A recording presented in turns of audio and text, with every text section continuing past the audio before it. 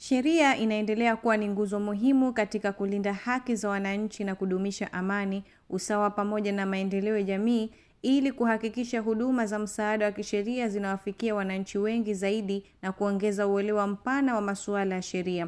Waziri wa Nchi, Ofisi ya Rais, Katiba, Sheria, Utumishi na Utawala Bora, Dr. Mwalimu Harun Ali-Suleiman ametoa taarifa kwa waandishi wa habari kuhusu uzinduzi wa kitaifa wa kampeni ya msaada wa kisheria Mama Samia awamu ya pili unaotarajiwa kufanyika tarehe 20 Juni 2026 katika viwanja vya Dole Kizimbani, mkoa wa Mjini Magharibi, wilaya ya Magharibi Unguja. Shukuru sana waziri mwenzangu wa Katiba na Sheria wa Jamhuri ya Muungano wa Tanzania, Dr. Juma, ambaye siku 3 zilizopita alikuwepo hapa Zanzibar kwa ajili ya kufuatilia na kubadilisha mawazo na sisi wenyeji wake.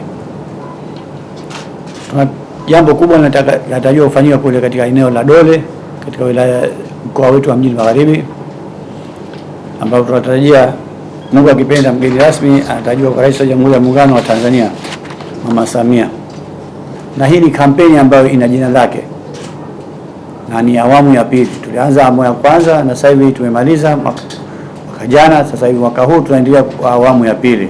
Kupitia kampeni ya msaada wa kisheria Mama Samia awamu ya kwanza, jumla ya wananchi 422,908 walifikiwa na kupatiwa huduma za elimu ya sheria, ushauri wa sheria na utatuzi wa changamoto mbalimbali. Kutokana na umuhimu huo, wananchi wanaendelea kuhimizwa kushiriki katika kampeni hiyo ili kunufaika na huduma mbalimbali zitakazotolewa.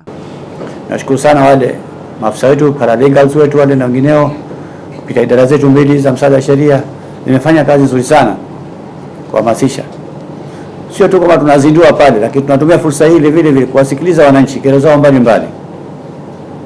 Na tunajua kwamba wananchi wana matatizo mengi sana, sana ardhi, masuala ya mirathi, hata mambo ya ajira haya, au kufukuzwa kazi kiholela tu basi tu bila sababu yote, labda kwa kero tu la kiongozi wake pale alikuwepo, anaona afanye kila mbinu mpaka amfukuzishe kazi. Sasa haya yote yamechukua fursa na sura nyingine kabisa. Hapa na takwimu chache kidogo nitazitoa hapa kuona maeneo gani tumefika hapa upande wa Zanzibar. Jumla wananchi wote ambao kwa kipindi kilichopita waliofikiwa ni karibu 422.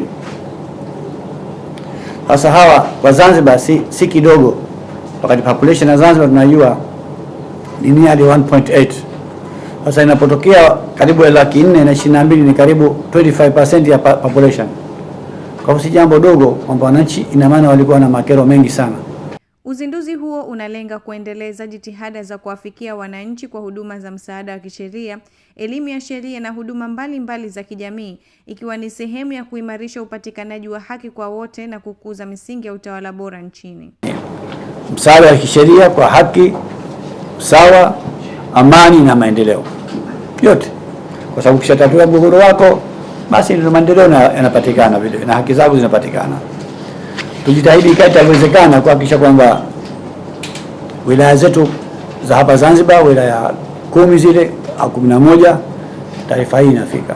Kupitia hatua hizo zilizochukuliwa na serikali zote mbili, serikali ya Jamhuri ya Muungano wa Tanzania chini ya Wizara ya Katiba na Sheria na serikali ya Mapinduzi ya Zanzibar chini ya Ofisi ya Rais, Katiba, Sheria, Utumishi na Utawala Bora, ushiriki wa wananchi katika kampeni hiyo umepewa umuhimu katika kuimarisha masuala ya sheria kwa jamii, huku akichangia kutimiza azma ya serikali ya kuhakikisha haki, usawa na utawala bora vinawafikia wananchi wote. Nikiripoti mimi Rui Abdullah, UBTV.